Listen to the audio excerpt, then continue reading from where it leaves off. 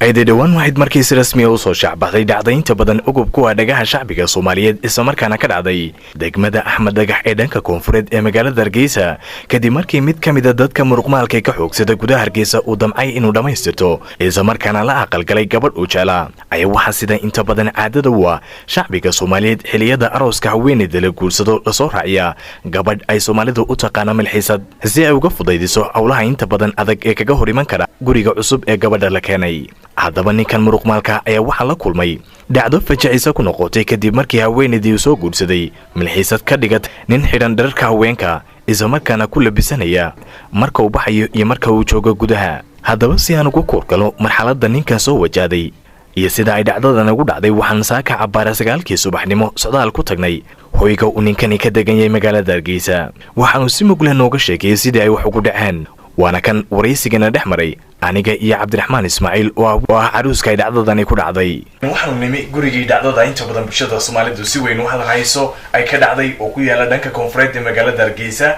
agaarka garoonka weyn Hargeysa Stadium.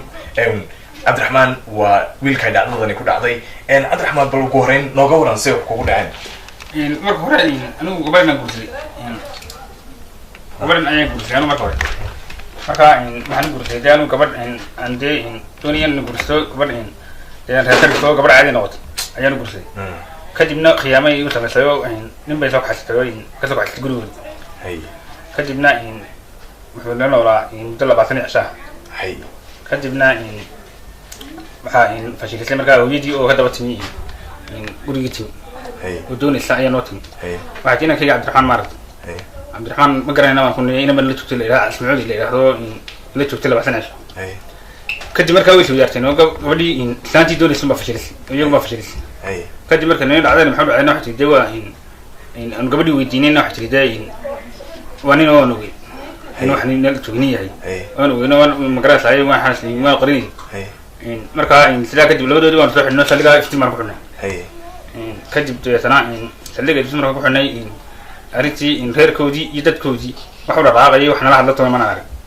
oo inay fadhiisteen oo ay saawiin garanayay saliga nalama xalin ma yidin kadibna markaa waxaan u aragnay inay reerkoodu nagu tala galeen inay noo soo raaciyaan gabadha ninkan aanu ka fadhiisanay aan ka doonanay inay ninkan noo soo raaciyaan ay reerkoodu nala noqotay oo bareereen markaa saa darteed halkaa arrintaas dhacday foosh xulman ayaa ku dhacday oo ku dhacday aniga ku dhacday markaa waxaan garanaysaa codsanaya ummadda islaamka ah in dhacdada aynkaas ay ku dhacday laga soo caawiyo magaranaysaa waxaan kaloo ka codsanaya arrintan in culimaa diinta iyo wasaaradda diinta iyo waqaafta iyo odayaasha dhaqanka iyo cid walba ay eegto arrintan arrin hore u dhacday maaha arrin dadka ku dhici jirtay maaha hablana weligeed baa la kala guursan jiray markaa aniga qalbi jabay igu noqotay oo arrin xun dhacdo xun igu dhacday ayay noqotay markaa mal arrintaa in la eego diinta wasaaradda diinta iyo waqaafta anay ka dhigaaday in horumar maana arag cid naagtamka muddada bisha iyo dheeraadkaa arrintaasi dhacday cidna oo timaadana maana arag markaa waxaan ku codsanaynaa in nala eego arrintaa. Cabdiraxmaan adigu maxaad ka shaqaysaa?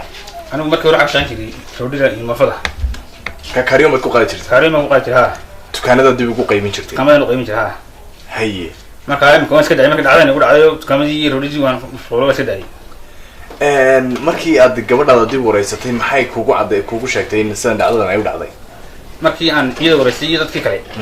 in arrintan iyagu bareereen oo arrin ay isku ogaayeen oo isku wateen ay ahayd ayaa noo cadaysay oo saldhigga ka cadaysay maxkamadda. aduu ninka ma istaqaaneen?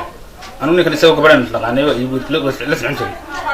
jiray isagoo gabadhaad ninkan istaqaaneen markii hore? isagoo gabadha ula socon jiray hortiidna isagoo gabadho qof dumara wixii xidhan dumarkaasi way xidhan jireen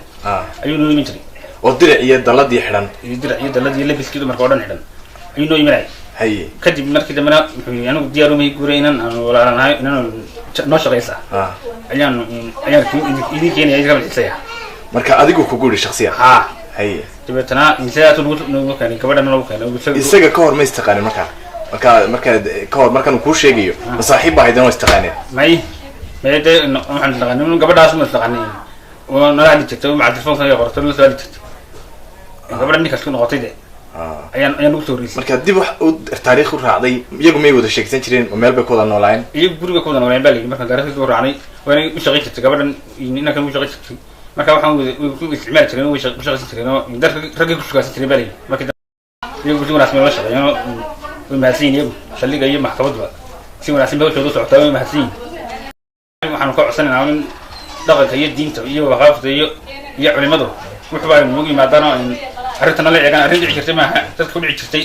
waayo arrintan haddii la qaban waayo magaranaysayo soo eegi waayo dad badan ku dhacsaayo iyo hablayo dee dumar iyo gaasa dumarku dee dhamaan in guursadaan ayay noqonaysa haddii la qaban waayo dhanka kalena waxaa noo suura gashay mid ka mid ah hooyooyinkii isla jaarka la ahaa cabdiraxmaan oo nooga xog warantay marxaladihii 22 cisho ee guriga cabdiraxmaan jiray ay kala kulmeen labada haween ee milxiiska iyo caruusada isku ah inanta asmacuudi baan inta walaalo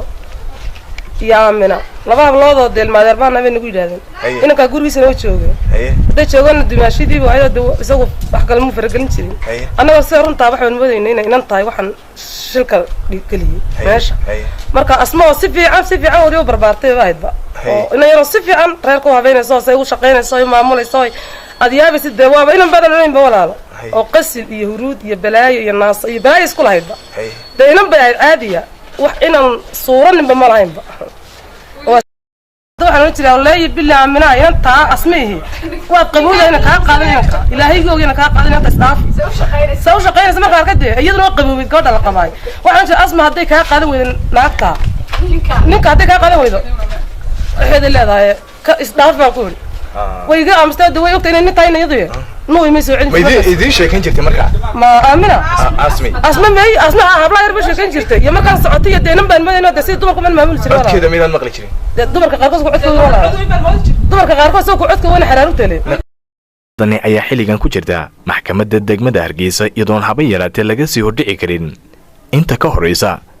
go'aanka maxkamaddu ay ka soo saari doonto oo Faisal Maxamed Aadan Faisal FIFA TV-ga caalamiga Somali Cable magaalada Hargeysa.